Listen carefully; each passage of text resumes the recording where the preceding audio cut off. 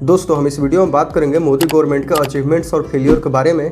तो आइए उन सबको जानते हैं इस वीडियो में। अगर कहीं पर फेलियर को देखें तो करंट गवर्नमेंट फार्मर्स के मुद्दों पे फेल रही है। किसानों का सुसाइड रेट बढ़ता जा रहा है। द इंडियन एक्सप्रेस के एक डाटा के अनुसार डेली 154 किसान आत्महत्या कर रहे हैं। और किसानों की इनकम तो बढ़ी है, लेकिन अभी का महंगाई को देखते हुए वह बहुत कम है। किसानों को फसलों के दाम अच्छे नहीं मिल रहे हैं। आप आए दिन न्यूज में पढ़ते होंगे कि कहीं पर किसान टमाटर फेंक करके चले गए तो कहीं पर कुछ और। तो किसानों पे तो फेलियर रही है करंट गवर्नमेंट की। अगर अचीवमेंट्स की बात की जाए तो बीजेपी गवर्नमेंट इंफ्रास्ट्रक्चर पे बहुत तेजी से काम किया है। 28 किलोमीटर पर डे एवरेज से हाईवे बन रहे हैं। रेलवे और एयरपोर्ट पे डेवलपमेंट बढ़ती ही जा रही है और ईयर बाई ईयर इंफ्रास्ट्रक्चर का बजट बढ़ता ही जा रहा है। लेकिन फेलियर भी तो रही है। जब बीजेपी 2014 में आई थी तो बोले थे कि 100 स्मार्ट सिटी बनाएंगे, पर यहाँ भी बेड़ा गर्क है। और अब अपने चुनाव में स्मार्ट सिटी का क्या हुआ इसका जिक्र तक नहीं करते हैं। और अभी मीडिया का क्या हाल है? इंटरनेशनल रैंकिंग में भारतीय मीडिया 161वें रैंक पे है, जो कि 2014 के बाद से 21 रैंक नीचे गया है। लेकिन मनमोहन जी के समय में भी 20 रैंक इंडिया का डाउन हुआ था। तो अगर 2014 के बाद से मीडिया में सुधार हुआ रहता तो रैंक गिरता नहीं, कम से कम स्टेबल तो रहता। लेकिन इस गवर्नमेंट के टाइम में स्टार्टअप्स को बहुत बढ़ावा मिला है। 2014 में 304 रजिस्टर्ड स्टार्टअप थे, जो कि अभी 1,17,000 हो गए हैं। तो यह गवर्नमेंट स्टार्टअप्स को बहुत सपोर्ट कर रही है। इंडिया में फॉरेन फंडिंग भी आ रही है और नए नए सेक्टर में जॉब भी क्रिएट हुए हैं। नए सेक्टर में जॉब अपॉर्चुनिटी तो बढ़ी है, लेकिन सच तो यह भी है कि गवर्नमेंट जो कि 2 करोड़ पर ईयर जॉब देने का वादा भी किया था,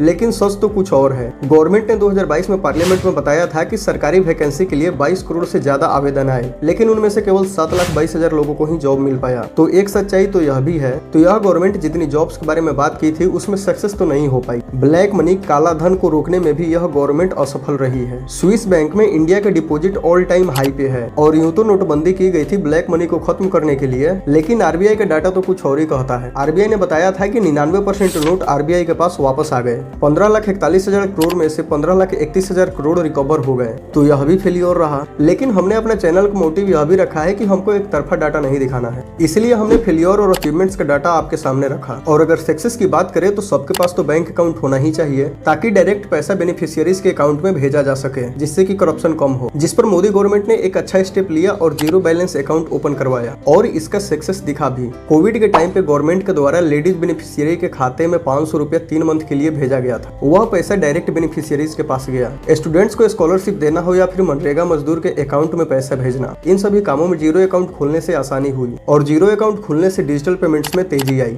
और प्रधानमंत्री उज्ज्वला योजना के अंतर्गत 10 करोड़ घरों में गैस कनेक्शन दिया गया। यह भी एक अच्छा स्टेप। और मोदी गवर्नमेंट के अचीवमेंट्स में सबसे साहसी फैसला था 370 को खत्म करना। लेकिन अभी तक वहां पे विधानसभा की इलेक्शन नहीं हो पाई है। देखो, हमने इस गवर्नमेंट के फेलियर और सक्सेस को आपके सामने रखा, जिससे कि आपको केवल एक ही साइड के बारे में पता न रहे और आप रियलिटी को जानो। तो आपको किन किन मुद्दों पे लगता है कि यह गवर्नमेंट पास या फेल रही है, हमको कमेंट करें। और आपको अभी तक हमारी वीडियो पसंद आई है और आप ऐसे ही वीडियो देखना चाहते हैं तो हमारे चैनल को सब्सक्राइब करें और इस वीडियो को ज्यादा से ज्यादा लोगों के पास शेयर करें, ताकि लोगों को रियलिटी पता चल सके। वीडियो देखने के लिए बहुत बहुत धन्यवाद।